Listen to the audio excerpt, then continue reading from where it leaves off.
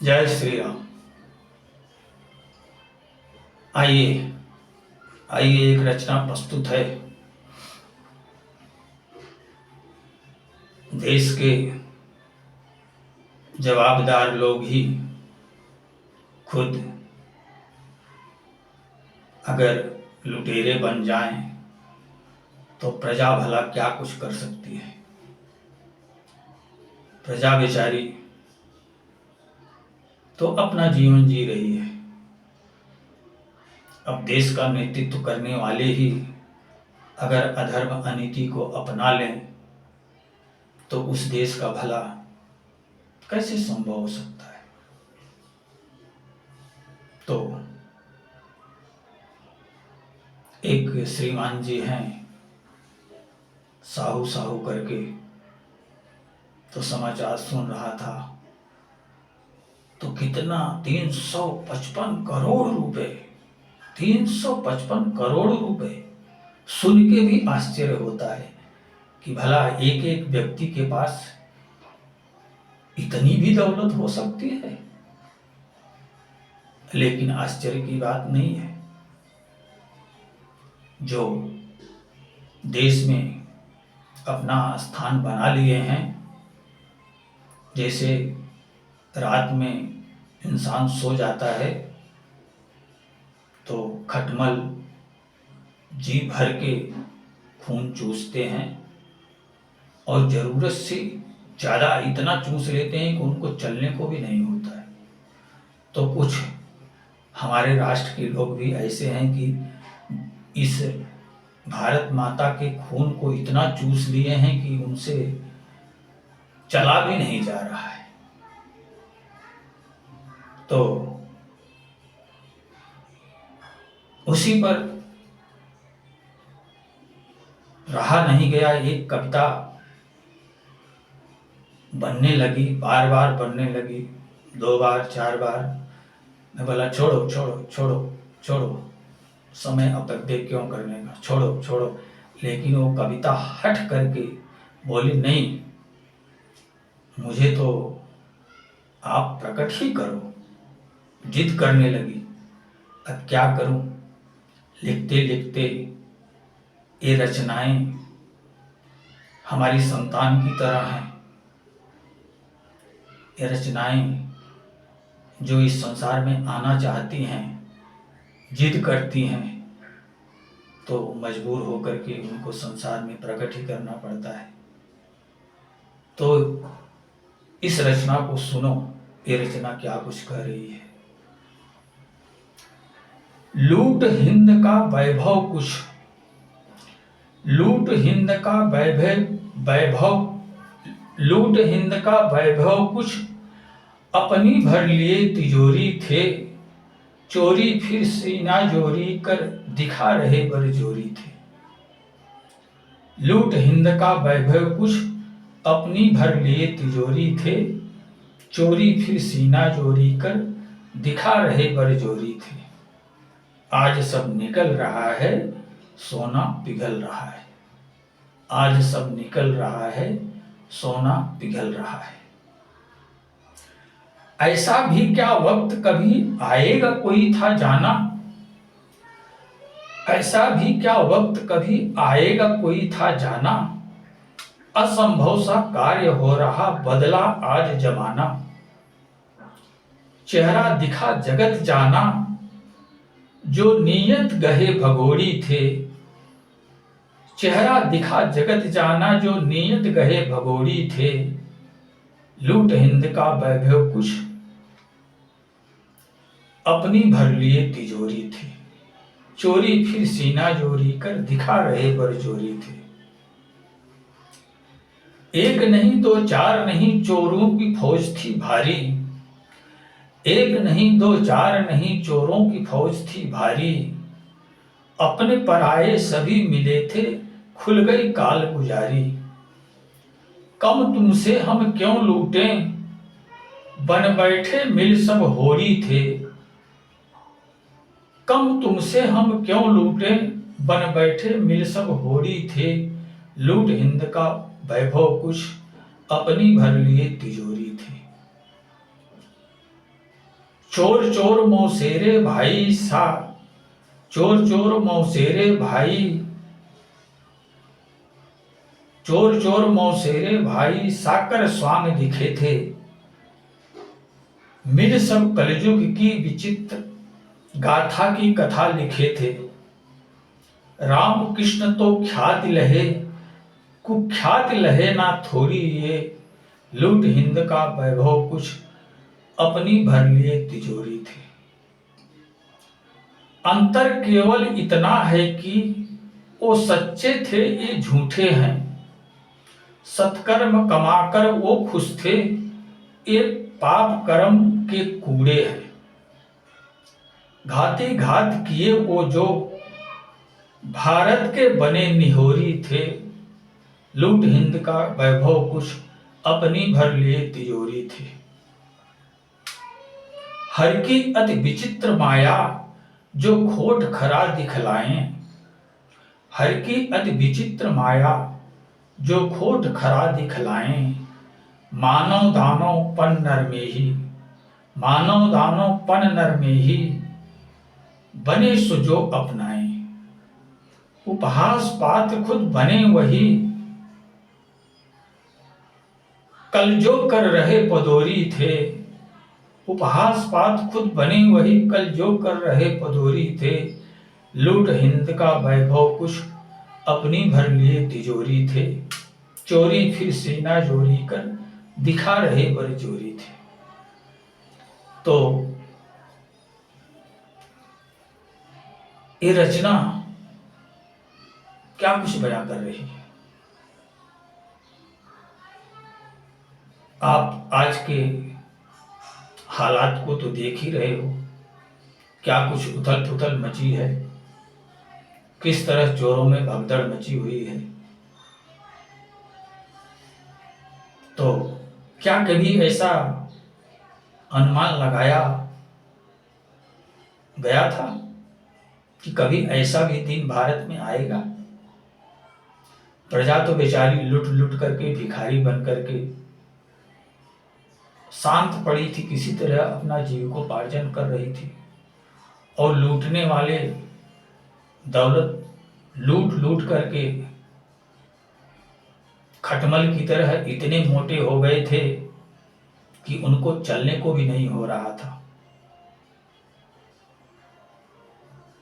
भूख भूख ये काम क्रोध मद लोभ नाथ नरक के पंथ, ये नरक के पंथ है।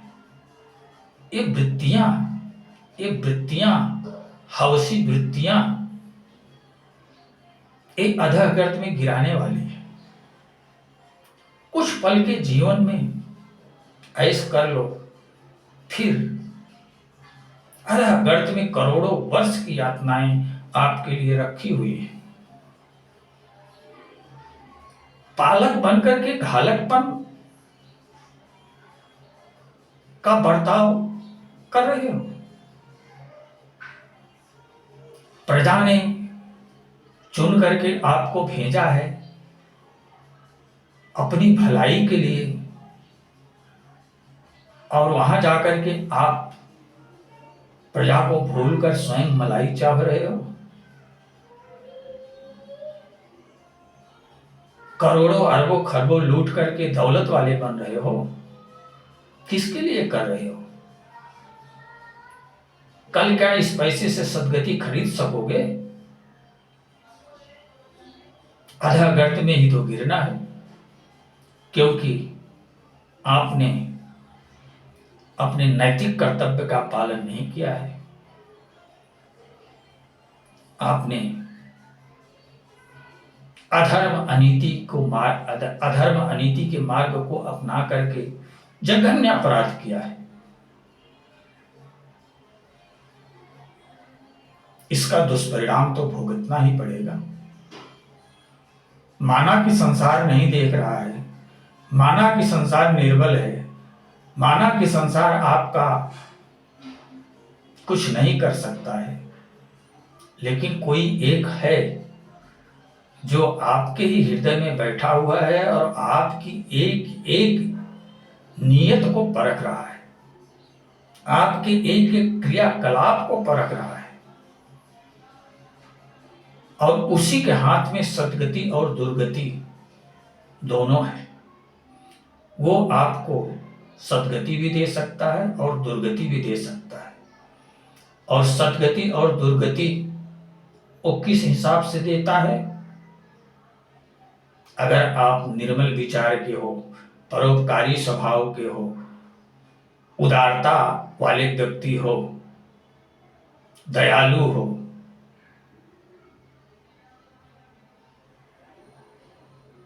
परमार्थवादी हो, सज्जन हो, सब में ईश्वर को देख करके संसार के साथ बर्ताव करने वाले हो, तो वो आपको सद्गति दे देगा। लेकिन इससे अगर इतर विचारों में जीवन जीते हो तो अपनी दुर्गति सुनिश्चित समझो। इसके अलावा आपके साथ और कुछ नहीं होगा। और वो होने वाला तो जो था वो तो अभी दूर था, लेकिन आपकी दुर्गति तो अभी जीते जी इसी संसार में शुरू हो गई है।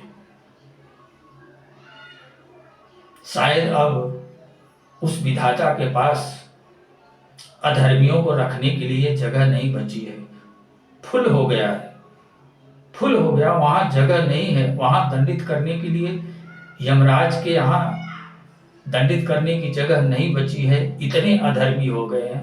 इसलिए अब वो यमराज यमलोक को छोड़ करके मृत्यु लोक में आकर के जीते जी अधर्मियों को दंडित करना प्रारंभ कर दिए। ऐसा कुछ परिदृश्य दृष्टिगोचर हो रहा है। अरे क्या कुछ लेकर के जाना है?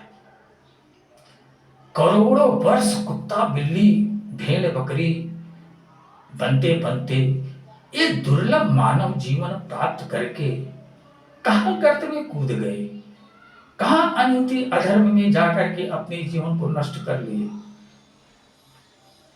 अरे जीवन को सार्थक बनाने के लिए प्रयास करके अपनी जीवन की पूर्णता को प्राप्त करके आनंदित होकर इस संसार से जाना था, लेकिन एक क्षुद्र लोभ लालच के लिए, व्यसन के लिए, आसक्तियों के बस में होकर के अपने करोड़ों वर्ष के श्रम को निरर्थक बना के जा रहे हो। शर्म नहीं आती है? बड़ी विचारक बनते हो, कितना विचार करते हो, कितने चालाक हो तुम। मूर्ख ही तो हो जो अपने जीवन को नष्ट करके करोड़ों वर्ष के लिए अधः गर्त में गिरा दिए। ये जीवन तो क्षणिक था, कुछ पलों का था, कुछ दिनों का था, कुछ महीनों का था, कुछ वर्षों का था। ये तो जीवन बहुत छोटा सा था, लेकिन तुम करोड़ों वर्ष के श्रम को जो एक कृमि से प्रारंभ किए थे, पशु पक्षी बनते बनते करोड़ों वर्ष के बाद जो ये मानव योनि प्राप्त किए थे, उसे नष्ट कर दिए। क्षणिक सुख भोग, क्षणिक लोभ लालच के पीछे, और स्वयं को चालाक समझते हो। तुमसे बड़ा कोई मूर्ख इस संसार में दूसरा नहीं है।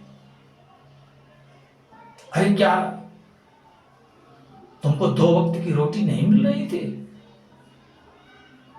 वो कैसे हैं जो संसार को छोड़ करके जंगलों में भूख प्यास को त्याग करके अपने जीवन को सार्थक बनाने का प्रयास कर रहे हैं? क्या उन्हें पागल समझते हो? तुमसे बहुत ज्यादा जागरूक हैं, बहुत ज्यादा उन्नतशील उनकी बुद्धिमत्ता है। मूर्ख हो तो तुम हो।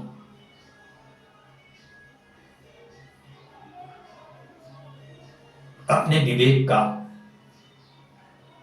सदुपयोग आपने नहीं किया, अपने विवेक का दुरुपयोग कर दिए हो आप।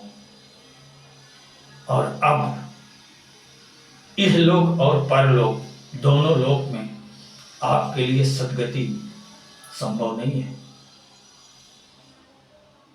तो इसी के साथ अब मैं अपनी वाणी को विराम देना चाहूंगा। हर व्यक्ति का जीवन उसके अपने हाथ में है। वो उसे जैसा बनाना चाहे वैसा बना सकता है। चाहे वो इस संसार के भ्रमों में भटक करके अपने जीवन को अथाह गर्त में गिरा दे, चाहे जागरूक रह करके अपने जीवन का सृजन करके अपने जीवन की पूर्णता को प्राप्त कर ले, अपने जीवन को धन्य बना ले,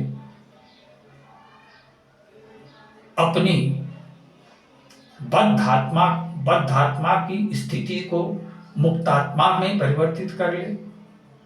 सब कुछ अधिकार ईश्वर ने आज आपके हाथों में प्रदान कर दिया है। जो पाना चाहो सो पा लो। राजा बनना है तो राजा भी बन लो, और रंक बनना है तो रंक भी बन लो। इच्छा तुम्हारी है और सब कुछ आपके हाथों में प्रभु ने दे दिया है। कर्म प्रधान विश्व करी राखा, जो जस करे सो तस फल चाखा। जैसा कर्म करोगे वैसा फल तुमको प्राप्त होगा।